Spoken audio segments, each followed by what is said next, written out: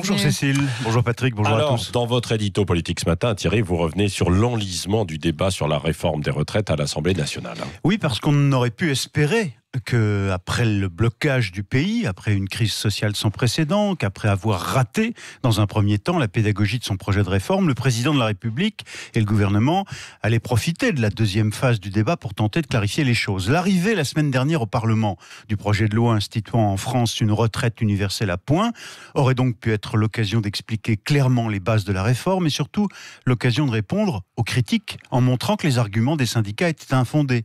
Or malheureusement, il n'en est rien, Patrick. Ce qui se passe à l'Assemblée nationale depuis une semaine n'est qu'une parodie de débat démocratique. Les députés se noient dans des discussions byzantines qui ne serviront à rien. Oui, alors c'est notamment parce qu'il y a aussi un nombre considérable d'amendements déposés, Oui. plus de 22 000. En quoi le gouvernement en est-il vraiment responsable ? Non, c'est vrai, Patrick, que ce chiffre faramineux d'amendements déposés, surtout par la France Insoumise, près de 20 000 amendements à elle seule sur les 22 000, est une forme d'obstruction qui n'est pas du fait direct du gouvernement. C'est vrai, sauf tout de même que si l'hostilité farouche qui s'est exprimée depuis le début du conflit avait été un tant soit peu entendue, l'inquiétude, par exemple, sur le maintien du niveau du futur point, au fil des années, qui fera la base des retraites, ou encore l'attachement des professions libérales comme les avocats à leur régime équilibré, professionnel, excédentaire. Si ces inquiétudes avaient été prises en compte plus tôt, alors les insoumis, pour ne citer qu'eux, n'auraient pas beau jeu aujourd'hui de vider de son sens le débat parlementaire en le noyant sous les amendements. Le comble, c'est que cet enlisement sert les intérêts du gouvernement.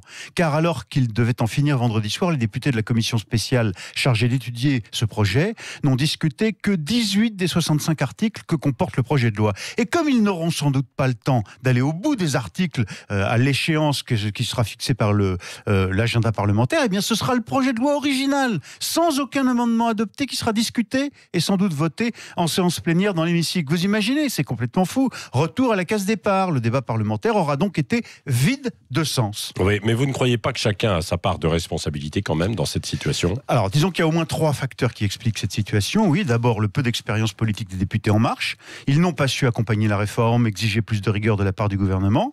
Évidemment, il y a l'opposition farouche, systématique, sans concession de la France Insoumise, qui ne veut entendre parler de rien d'autre que d'un retrait de la réforme, ni plus ni moins. C'est pas très constructif, bon, mais c'est leur stratégie. Et puis, il y a le flou entretenu volontairement par le gouvernement lui-même, qui n'a fait qu'envenimer les choses, et notamment pendant le débat parlementaire. Alors, certains députés En Marche, à cet égard, reconnaissent qu'ils n'ont toujours pas compris comment serait calculé le fameux point de la nouvelle retraite. Oui, c'est vrai. C'est pas très glorieux tout ça. Ouais, même si sa réforme à lui est adoptée, Emmanuel Macron aura du mal à s'en glorifier, en effet, ne serait-ce qu'à cause de cet effacement sans précédent dans la Ve République du Parlement. Absolument, Thierry Carrier.